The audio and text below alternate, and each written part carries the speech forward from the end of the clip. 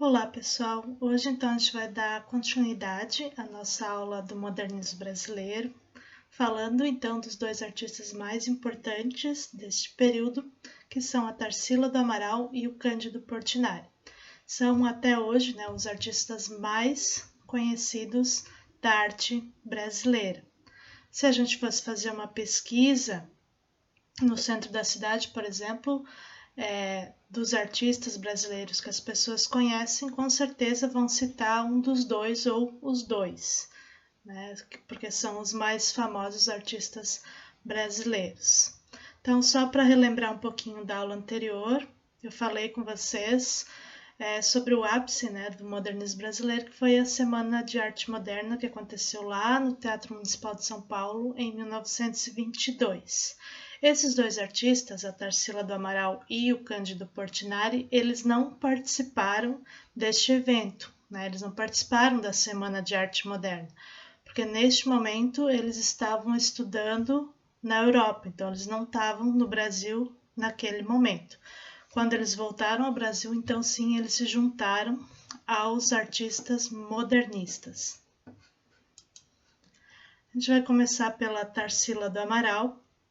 Então, ela nasceu no interior de São Paulo, estudou na Europa, na Espanha e na França, e criou dois movimentos, o pau-brasil e o antropofágico. Uma curiosidade é que ela era casada com o escritor Oswald de Andrade, que foi um dos que idealizaram lá a Semana de Arte Moderna. E a obra O Abaporu, ela deu de presente de aniversário, então, para o esposo dela, Oswald de Andrade. Então, algumas obras da Tarsila do Amaral. Essa aqui é A Negra. Vocês vão ver fortes influências do cubismo nessa obra, então bem geometrizada. Aqui, A Feira. Tem várias frutas ali, tropicais, frutas brasileiras. A Cuca. A Cuca é um personagem do folclore brasileiro.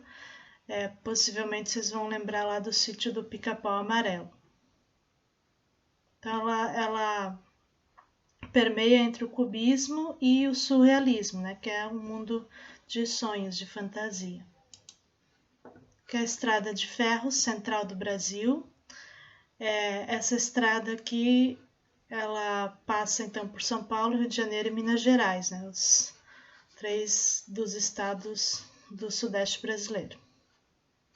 Aqui, se vocês forem observar, é para ser carros, mas de uma forma irreal, Parece um chapeuzinho. O mamoeiro. Aqui é o pé de mamão, com as frutas bem grandes, desproporcionais ao tamanho do pé. Este aqui é o ovo de urutu. O urutu, quando a gente fala urutu, muitos pensam que é uma ave, mas na verdade é uma cobra brasileira. E aqui a cobra então está protegendo o seu ovo. Claro que o ovo é bem maior que a cobra, mas nesse sentido do surrealismo, de ser um mundo de fantasia, de sonhos. Os Operários, que é uma obra bastante conhecida da Tarsila. Aqui ela quer representar as diversas etnias e dos imigrantes que vieram para o Brasil ali no início do século XX, que eu também já comentei com vocês. Então tem italianos, japoneses, árabes, enfim, várias etnias diferentes. E a obra mais famosa dela, que também é a obra brasileira mais famosa, é o Abaporu. Então a gente já viu essa obra em sala, com certeza já viram muito ela no ensino fundamental também. Alguns pensam que aqui é o nariz do Abaporu, mas na verdade não é. Aqui é o braço que ela está apoiando o braço então no joelho. Ela tem então essa questão do surrealismo, de ser um personagem fantástico, um personagem que não existe. Abaporu é uma palavra em tupi-guarani que significa homem que come gente.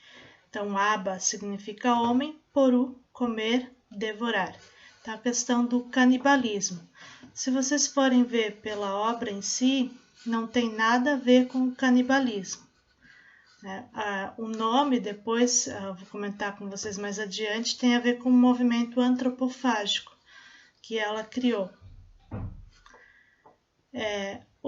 Qual que é o significado, então, da obra O Abaporu, a obra em si? Né?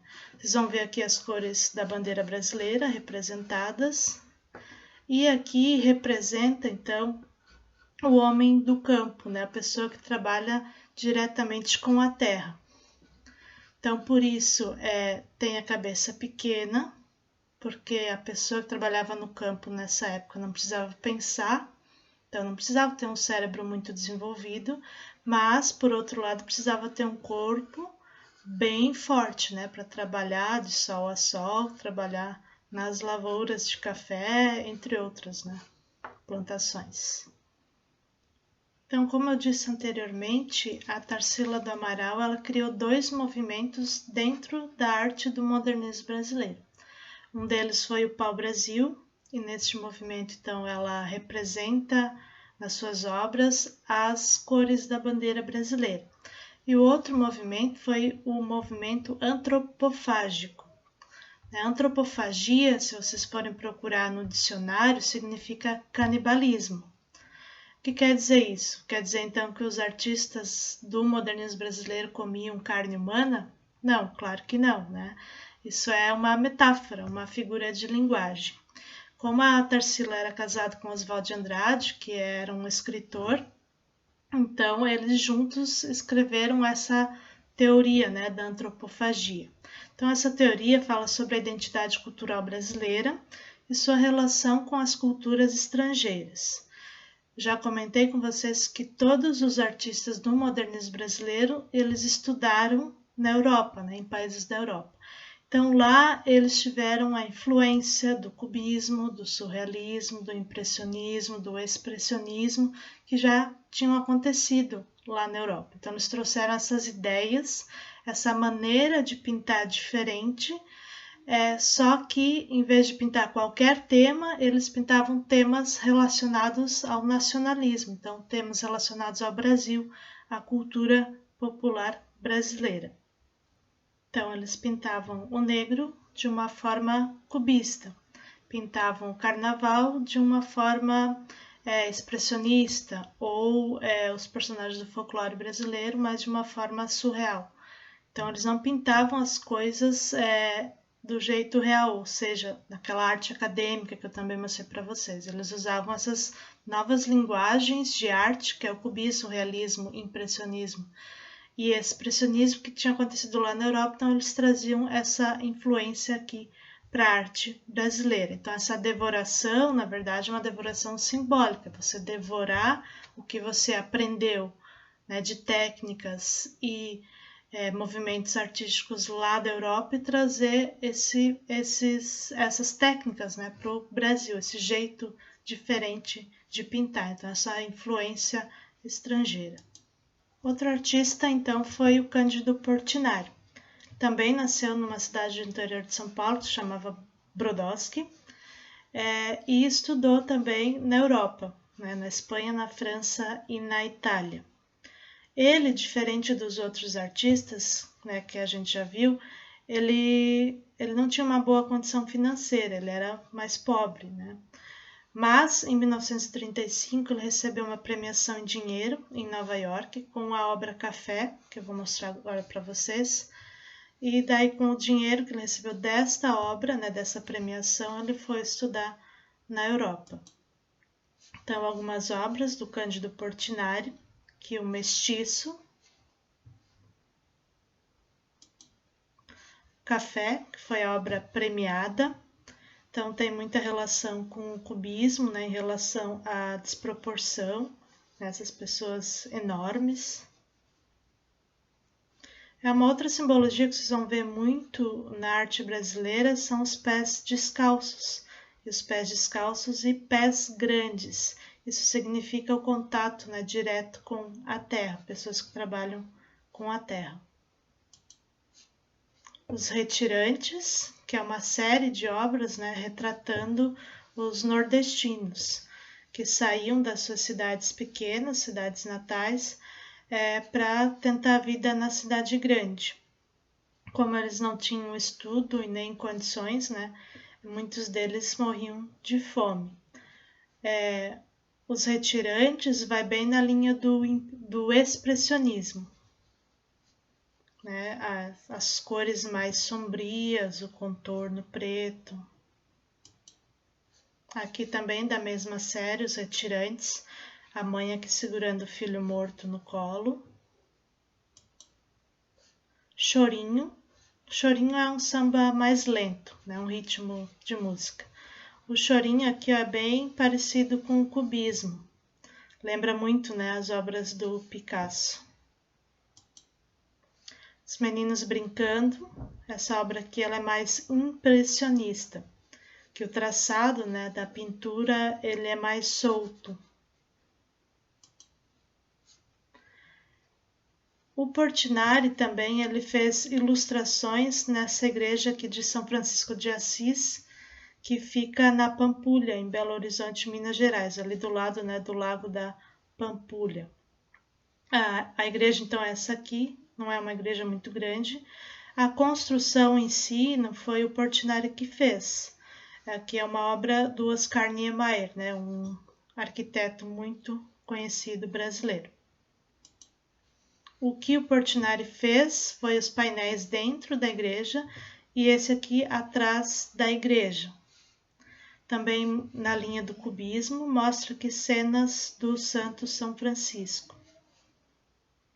Um fato importante que aconteceu com Cândido Portinari foi que a ONU, a Organização das Nações Unidas, né, que tem a sede em Nova York, nos Estados Unidos, ela pediu que cada país que participa da ONU solicitasse que um artista do país fizesse uma obra para colocar lá na sede, então, das Nações Unidas.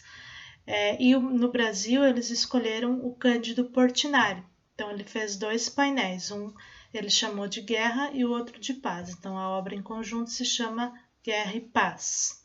Esses painéis, eles têm 14 metros de altura por 10 de largura.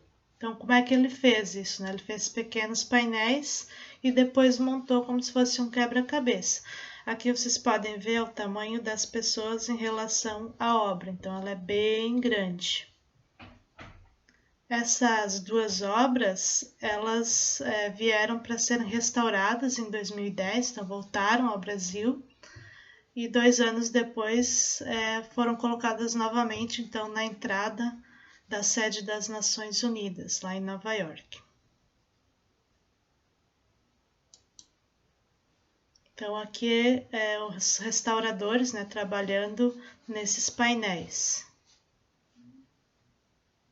Para finalizar nossa aula, então eu trouxe uma frase do Mário de Andrade, que foi um dos que idealizaram lá a Semana de Arte Moderna, o Mário de Andrade e o Oswald de Andrade.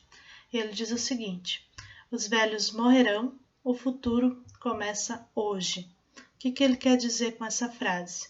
Que aquela arte mais antiga que eu mostrei lá no início da aula para vocês, a Primeira Missa no Brasil, o Grito do Ipiranga, essas obras, se você for perguntar hoje para uma pessoa na rua ou até mesmo na escola, as pessoas não conhecem, poucas pessoas conhecem, né? Quem conhece é porque tem mais contato com arte. Mas se for perguntar para as pessoas citarem uma obra brasileira, com certeza Abaporu é uma das obras que eles vão conhecer, né? Que eles vão citar, porque é uma obra muito famosa.